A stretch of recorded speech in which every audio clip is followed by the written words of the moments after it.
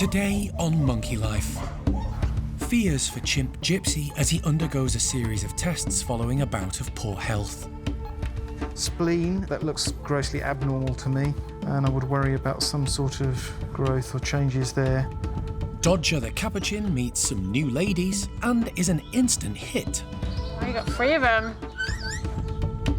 And sunflower stalks prove an electrifying experience for alpha male Bart.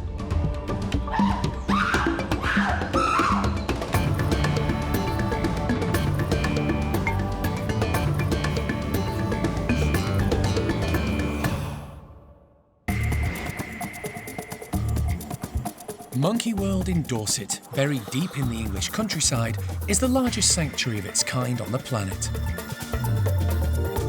The team, led by Dr. Alison Cronin, rescue and rehabilitate abused and unwanted primates from all over the world. I'm shocked. This animal is living in fear of its life at all times. The park provides a home for more than 260 primates from 25 different species.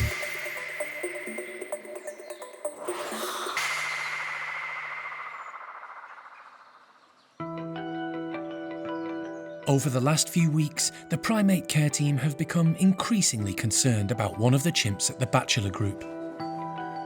Gypsy is 27, relatively young for a chimp, and generally happy, although he has had a medical condition that the team are aware of. Recently, however, he's developed a persistent cough, causing him to be out of breath after activity.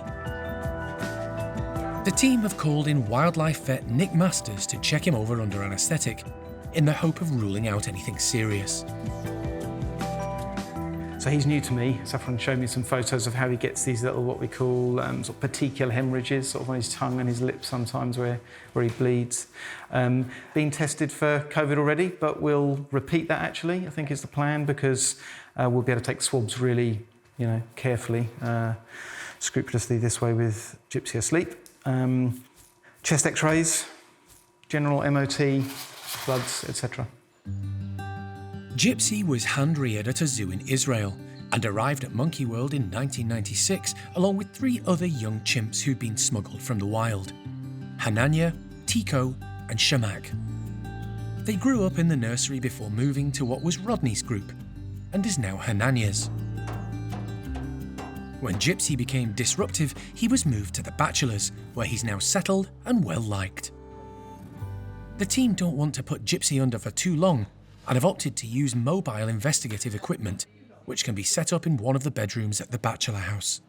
We've got portable x-ray kit that we'll take down there, so that means we can do the anesthesia just as safely. It's a little bit more clunky, but we can take the x-rays down there rather than use the machine that's set up here. So it's safer. We don't need to extend the anesthesia for as long because we don't have the journey time to get here and back again. We're minimising risk to people. And by reducing the anaesthetic time, we're minimising risk to the animal as well. So lots of good reasons to do it there. Whenever possible, the team prefer to administer anaesthetic by hand injection. But today, Gypsy is not playing ball. Despite having a pre-med to make him drowsy, the chimp isn't letting Sean anywhere near him. As soon as I got the needle in my pouch, he just shot straight up and he's too awake now. Not going to happen. I OK. don't think we're gonna hand him Can I have a in. look at where he is so I can see Yeah, in terms of darting how hard it's going to be? They're going to have to resort to Plan B, using a dart, which is more stressful for all concerned. We're not going to be able to hand inject him, so I'm just going to put what was in this syringe to be hand injected into a dart instead. Anyone coming with me, or I'm going on my own? Oh, doesn't bother me either way. Come and make sure I've got the right chimp. You're all right. Darting an agitated chimp is never easy, and as Nick isn't a regular face for Gypsy, it's even more tricky. A high level of expertise is required to get it right.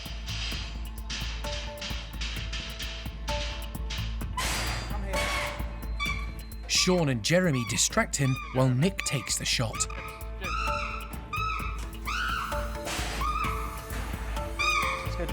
The anaesthetic dart hits the spot first time. It should take effect within minutes.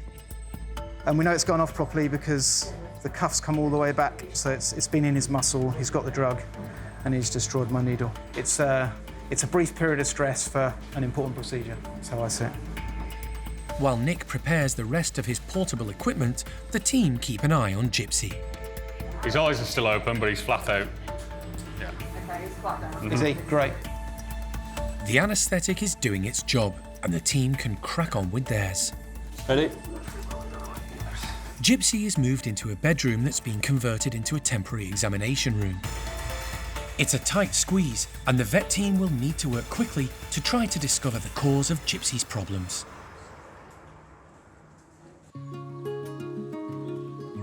The days are getting shorter, and winter is on its way. But at Bart's enclosure, the primate care team are doing their best to overcome the dreary weather and brighten up the chimp's day. More than 250 sunflowers have been harvested from a local farm, and many of them are being distributed around the enclosure. With only 16 members in Bart's troop, they're going to have a field day. Some of the chimps have already cottoned on and are watching from the tunnels. They've never had whole sunflowers before, so the crop should create plenty of interest and keep them occupied throughout the day.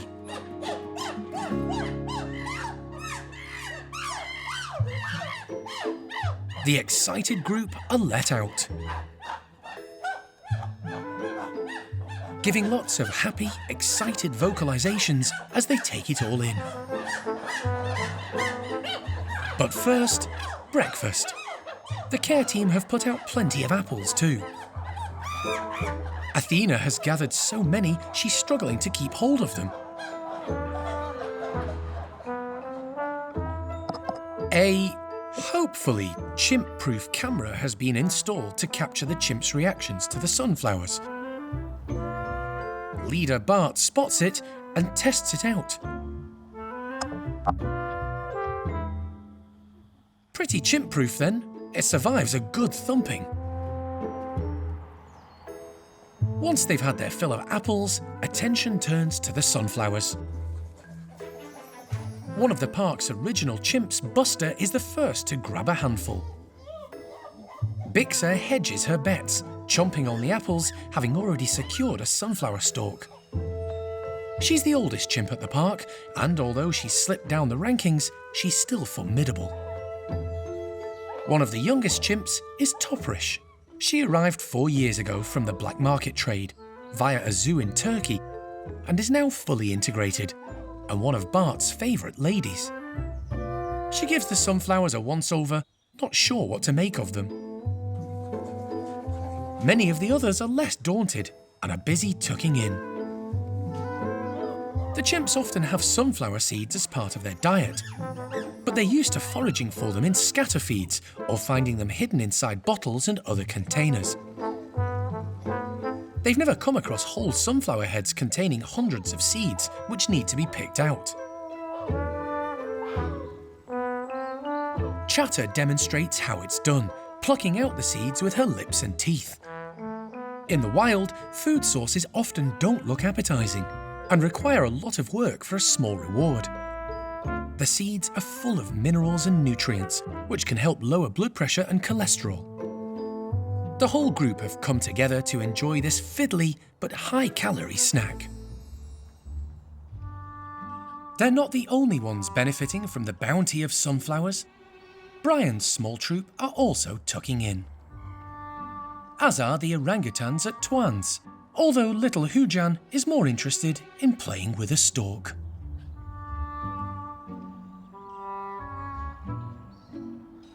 Back at Bart's, some of the troop have decided to finish their breakfast in the warmth of the indoor bedrooms.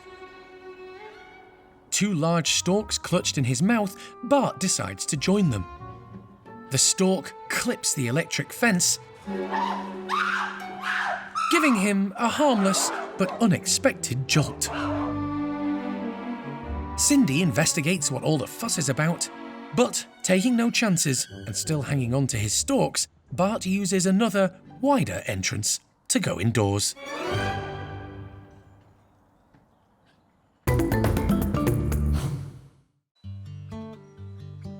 Over the last few years, the park has been inundated with small monkeys in need of rescue and rehoming. The majority of the small primates Alison and the team have to deal with are marmosets, victims of the UK pet trade. But just over a month ago, Alison travelled to Kent to pick up Dodger, Hey, mister. a 27-year-old male capuchin kept as a pet and desperate for companionship of his own kind. Following a health check, Dodger moved in with Gizmo and then met 3 of his 5 ladies, coping well with the introductions. He's yet to meet the final 2 girls, Ginger and Sophia, but today's the day. The plan really is just to open all of the doors. So the 5 that we've already got together will give them the outside enclosure, so they'll all be together. And the 2 females will just be inside, and yeah, we'll just really open the remaining slides. They'll have all of their inside and outside space. So that's a nice big loop, and everybody can go in and out as they please, and hopefully it'll make it a little bit more relaxed. And they've just got a bit more space to get away from each other if they feel a little bit tense. Dodger has adapted amazingly well to life at the park, despite spending a lot of time living on his own as a pet at his previous home. Really, he's done absolutely fabulously, which is why we've been able to actually move the introductions on faster than we normally would, which just goes to show that really that process depends entirely on the individual and how they react to that new scenario that they're presented with.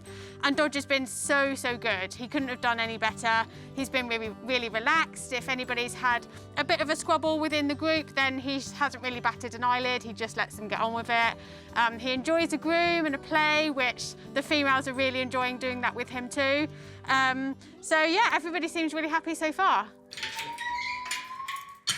Okay, you can let them out through bedroom 2. The excited group are impatient, waiting for the slides to open. Get me out of here!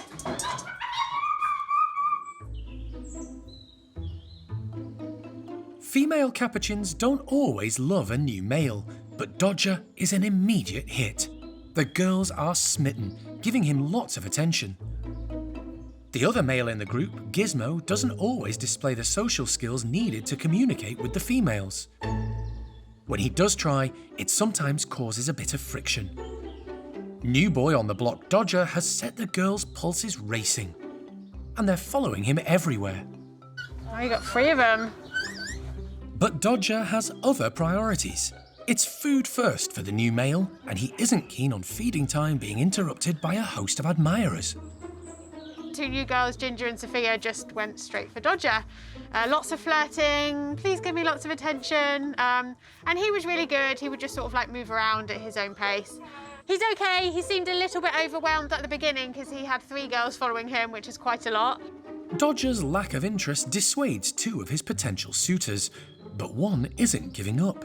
Now it's just Ginger, he's okay, and actually he's reciprocating that flirting behaviour, so I suspect we might see some mating later. But yeah, it's obviously still very new and exciting for everybody, so give it like an hour or so and they should start to settle down a bit. The final introductions to get the group all back together couldn't have gone better for the primate care team. Or Dodger. He's met everyone. And the now 6-strong group seem happy and content. His new life, with new friends, has begun. It's an exciting day for Enzo's group of woolly monkeys. Their new house is almost ready for them to move into after months of planning and building work. The primate care team are just putting the finishing touches to it, adding fresh browse and feeders to make the troop feel right at home. We're very excited that they're getting this house, this nice new big house, just in time for winter. This extra space and room will dissolve some of the tensions that we've seen recently between some individuals in the group, and yeah, we're just hoping it'll just make life a lot more pleasant for them. Their new residence is a wonderful upgrade from their previous home. The additional space will give the 7 monkeys in the troop the option to spend time together or enjoy periods alone, easing any stress or conflict. Good boy, Enzo. Come on, guys. With everything set to go, the team begin to open the slides connecting the network of tunnels to their new home. Leader Enzo is first in, performing his role perfectly, investigating and checking everything is safe for his family.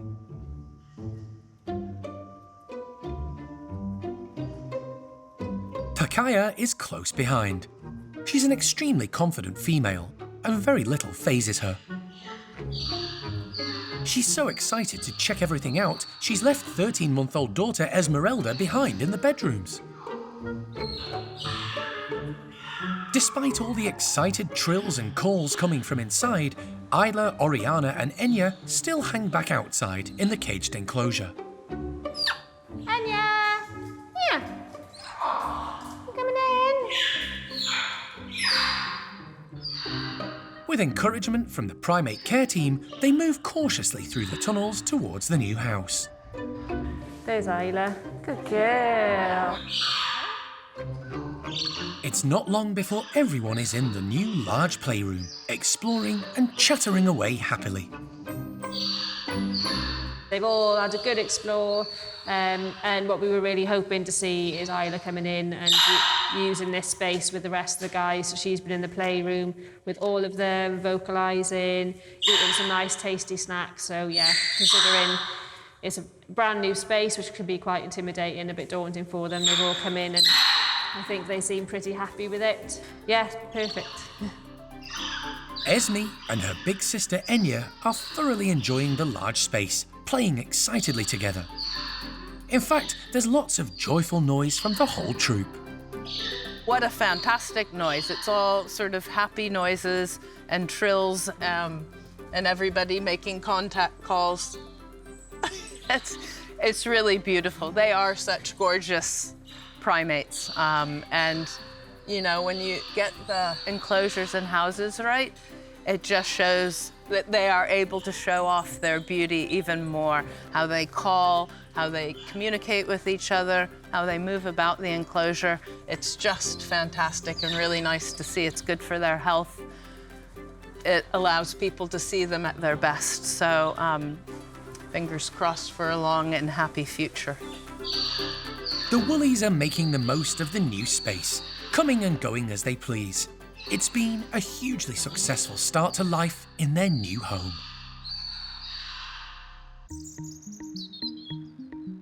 In one of the bedrooms at the Chimp Pavilions, wildlife vet Nick Masters is about to give 27-year-old Gypsy a thorough health check. Nicely down, isn't he now?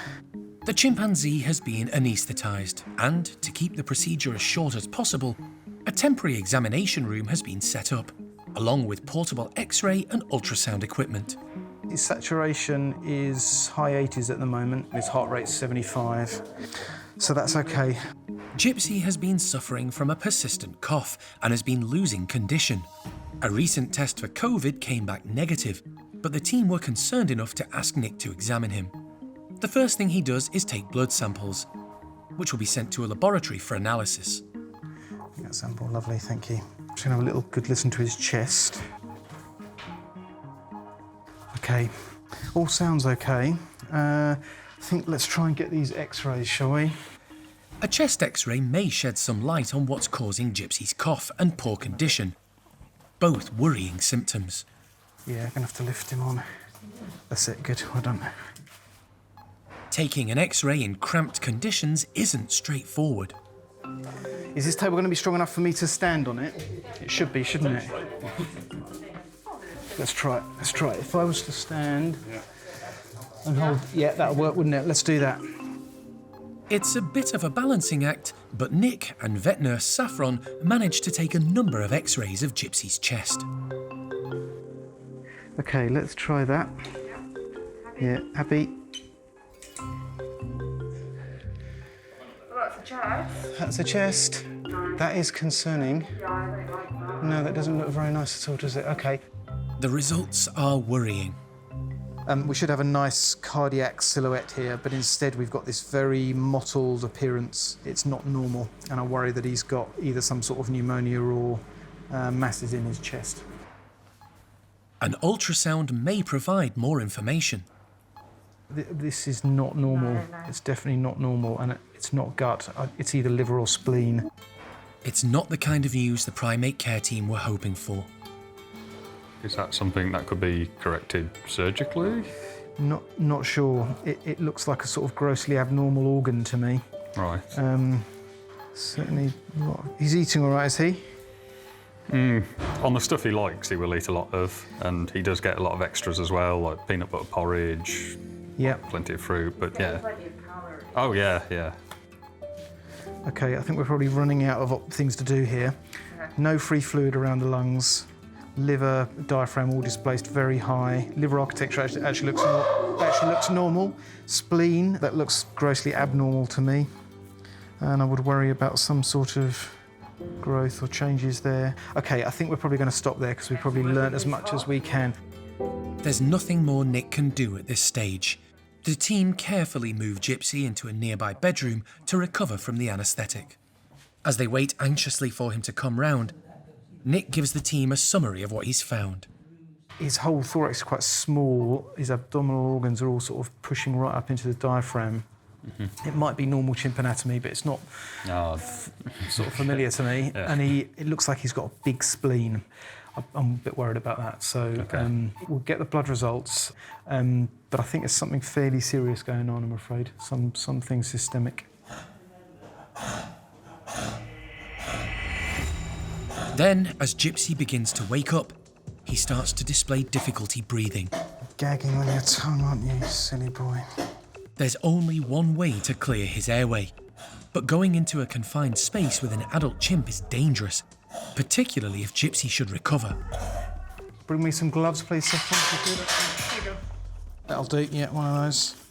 With the chimp's condition deteriorating fast, Jeremy and Nick have no option if they're going to save him. Very careful what he's going to do. Good boy, good boy. Gypsy has swallowed his tongue. Nick attempts to free it while Jeremy keeps watch.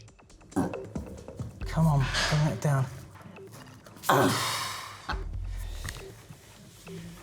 Okay, can actually move air now. Success. Gypsy's airway is freed and he can start to breathe normally. After a few minutes, he begins to come round. Why is nothing ever simple with you? Eh? The team will keep a very close eye on the chimp's recovery while they wait for Nick to check the x-rays and ultrasound in more detail. But they'll need to wait for the blood test results to come back before any decisions are made about Gypsy's future.